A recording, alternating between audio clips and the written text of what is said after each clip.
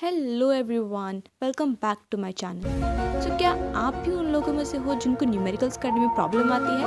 अगर हाँ तो नीचे कमेंट ज़रूर कर दीजिएगा। आज से ठीक 3 दिन बाद हमारा फिज़िक्स का बोर्ड का पेपर है और इन 3 दिनों में हमें वो चीज़ें करने की ज़रूरत है जिससे हमारे मार्क्स इम्प्रूव हो सके।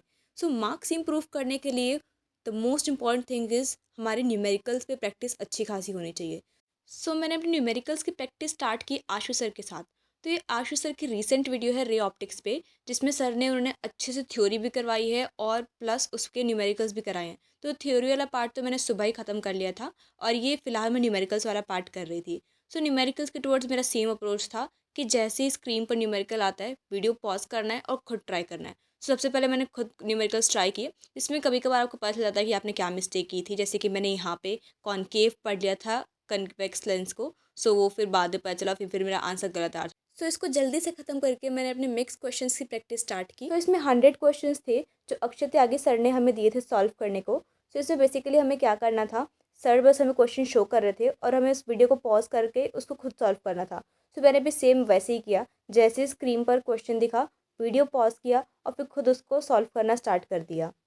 इसमें रीसेंट ईयर्स के न्यूमेरिकल्स भी थे जो कि 2024 और 2025 में आए थे, जो कि काफ़ी डिफ़िकल्ट पेपर माने गए थे as compare to other years.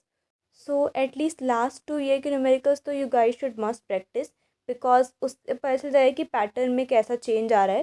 Because उससे पहले उतने न्यूमेरिकल्स नहीं आ रहे थे, बट रिसेंट ईयर्स में काफ़ी ज़्यादा न्यूमेरिकल्स आ रहे हैं। सो आप लोगों को भी ऐसे ही करना, न्यूमेरिकल्स की प्रैक्टिस तो बहुत अच्छे से कर लेनी है, स्पेशली ये लास्ट 2 ईयर्स की। तो मैं न्यूमेरिकल्स कैसे सॉल्व करती हूँ?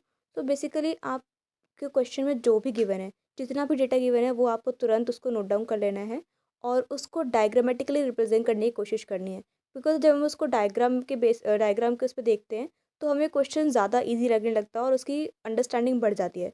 तो हम उस क्वेश्चन को और इजीली सॉल्व कर पाते हैं। तो मैं तो न्यूमेरिकल्स ऐसे ही सॉल्व करती हूँ।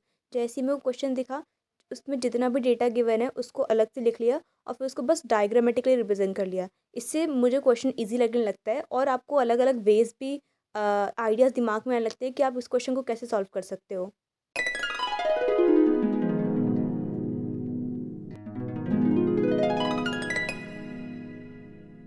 अभी जाके मेरा ये टास्क पूरा हुआ है।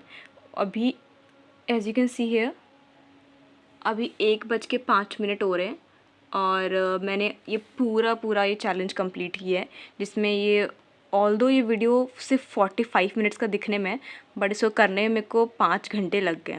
बिकॉज सारे क्वेश्चंस मैंने खुद किए हैं तो बहुत ज़्यादा टाइम लग गया, बट स्टिल सारे क्वेश्चंस करना वर्थ इट रहा। और इसमें मुझे काफ़ी चीज़ें थी जो मेरे को पता चला जो मुझे नहीं याद थी उस वक्त। सो मैंने उनका सॉल्यूशन भी देख के कर लिया था।